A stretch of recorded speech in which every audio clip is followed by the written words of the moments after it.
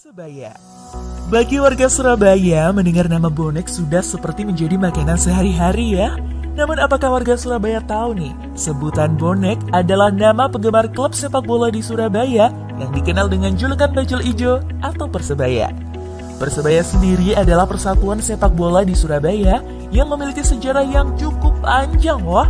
Bagaimana tidak, klub ini didirikan oleh Paijo M. Pamuji pada 18 Juni tahun 1927, hampir seabad lalu dan masih bertahan hingga sekarang.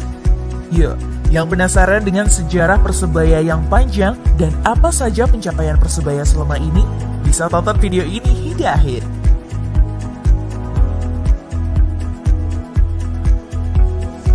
Awal mula terbentuknya klub sepak bola di Surabaya ini tidak langsung diberi nama Persebaya. Hal ini dikarenakan Indonesia masih pada masa penjajahan, dan nama Persebaya dulunya pun juga terpengaruh dengan bahasa Belanda. Nama klub ini pada saat itu adalah Surabayasche Indonesische Voetbalbond atau SIVB. Saat itu SIVB tergabung dalam pertemuan klub sepak bola zaman penjajahan untuk menjadi persatuan sepak bola seluruh Indonesia pada 19 April 1930. Seiring berjalannya waktu, nama SIVB berubah menjadi Persibaya atau Persatuan Sepak Bola Indonesia Surabaya karena kata Surabaya masih mengikuti ejaan lama. Dan kemudian, sekarang nama itu berevolusi menjadi Persebaya kesayangan bonek.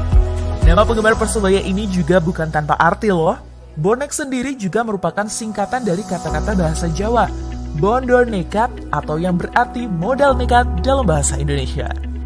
Kata bonek sendiri bisa dibilang berkonotasi negatif, yaitu orang-orang yang tidak memiliki modal apapun kecuali nyali saja.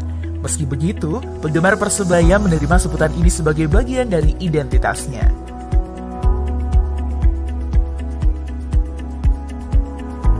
Awal dari sebutan bonek ini muncul pada tahun 1987, jauh setelah Persebaya didirikan. Saat itu Persebaya maju ke babak 12 besar dan harus melawan Persija Jakarta. Menjadi pelopor pertama penggemar klub yang datang mendukung di kandang lawan, dengan modal yang pas-pasan, para bonek pun datang berbondong-bondong mendukung jagoannya ke Senayan.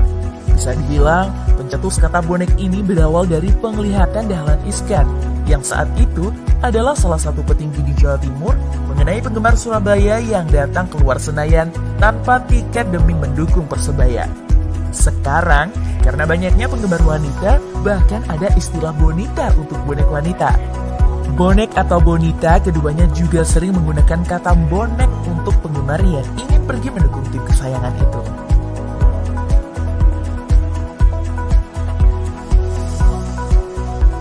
Persebaya sendiri mengalami perkembangan pesat saat tahun 1978. Saat itu kompetisi sepak bola masih dibagi dua, yaitu Perserikatan dan Galatama. Dan Persebaya menang di Perserikatan pada tahun 1978. Diikuti pada tahun 1988, Persebaya kembali mendapatkan kemenangannya. Tidak sampai situ saja, saat PSSI akhirnya menggabungkan Perserikatan dan Galatama menjadi Liga Indonesia pada tahun 1994, Persebaya berhasil meraih juara pertama pada musim 1996 sampai 1997. Pada musim itu, Persebaya diboyong oleh beberapa pemain yang handal, yaitu Bejo Sugiantoro, Uston Nawali, Aji Santoso, dan Jackson F. Tiago, serta pelatihnya pada saat itu yaitu Rusdi Bahlawan. Total Persebaya telah memenangkan pertandingan 6 kali, dan di setiap 6 pertandingan tersebut, Persebaya selalu menggunakan formasi 4-2-2. Namun sayangnya, terakhir kali Persebaya mendapatkan posisi pertama di tahun 2004 yang lalu.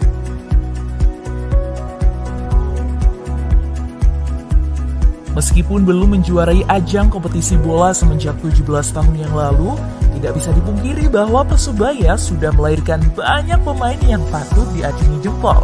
Salah satunya adalah kiper utama pada tahun 1980-an, yaitu I Gusti Putuyasa. Kiper Yasa ini bahkan dipilih menjadi kiper utama tim nasional Indonesia pada akhir tahun 1980. Selain Yasa, di lini depan ada pemain dari Brasil yang bergabung dengan Persebaya, Jackson F. Tiago, dan ia berperan besar dalam kemenangan Persebaya pada tahun 1997 lalu loh. Hingga kini, Jackson F. Thiago masih setia dengan Persebaya dan melatih tim milik Persebaya. Beberapa waktu yang lalu, tahun 2018 dan 2019, Persebaya kedatangan pemain yang tidak kalah hebat dari yang sebelum-sebelumnya, yaitu David da Silva.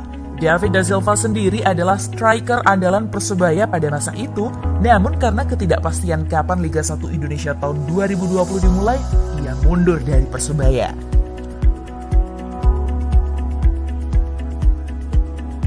Hampir 1 tahun berlalu, kompetisi Liga 1 Indonesia akhirnya diadakan pada tanggal 27 Agustus 2021 dan pertanggal 16 September 2021, Persebaya sudah maju melawan 2 klub sepak bola dari kota lain.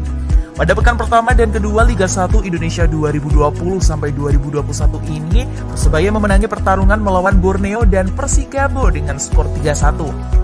Permainannya yang apik pada pekan kedua Liga 1 Indonesia ini menyebabkan ada 3 pemain dari Persebaya yang disorot, yaitu Jose Wilson, Ricky Kambuaya, dan Hernando Ari. Ketiganya bahkan disebut termasuk dalam jajaran 11 pemain terbaik dalam pekan kedua ini. Wah, pada titik ini tidak heran nih ya bila penggemar Persebaya percaya klub jagoannya ini memiliki stok pemain handal yang tidak terbatas. Selain pemain-pemainnya yang handal, kekuatan penggemar Persebaya juga tidak bisa dilihat sebelah mata saja loh. Berkat bonek dan bonita, Instagram Persebaya disebut sebagai akun yang memiliki interaction rate terbesar ketiga di antara klub-klub di dunia. Meskipun followersnya hanya 1,7 juta, tetapi yang dihitung adalah interaksi mengenai di akun Instagram milik Persebaya. Sehingga akun milik Persebaya bisa disebut sangat eksis di kalangan pengguna Instagram. Wah, memang para bonek dan bonita ini sangat solid dan sangat loyal ya dengan klub kesayangannya.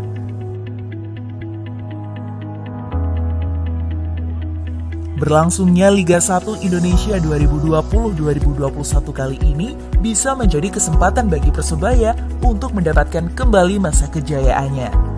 Melihat dari performa Persebaya di pekan pertama dan kedua ini dinilai bagus, bisa jadi ini adalah momen yang ditunggu-tunggu oleh para bonek dan bonita. Semoga saja ya, Persebaya mendapatkan apa yang pantas untuk klub kesayangan bonek dan bonita ini. Nah, makanya, ayo kita tunggu kejayaan Bajul Ijo kembali.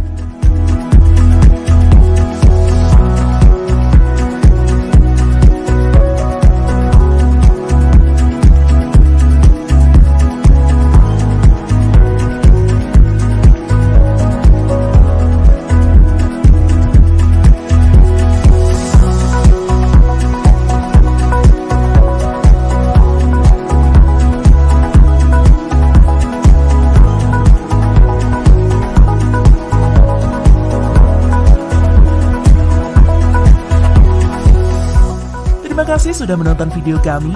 Kami sangat bersyukur dapat viewers baik dan ramah hati yang akan jadi subscriber kami.